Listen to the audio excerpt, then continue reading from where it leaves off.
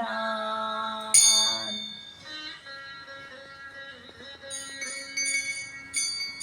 பத்மமலரில் வாழும் பத்மினி பத்மத்தை கையேந்து பதுமநிதியே,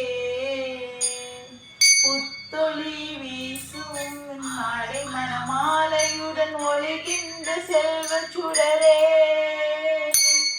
பகவதி ஹரிநாதனின் பிரணாநாயகியே, நெஞ்சமெல்லாம் அறிந்தோய் ஜகம் மூயினுக்கும் பெரும் ஐஸ்வர்யம் தருபவளே, என்னிடம் கருணை காட்டு.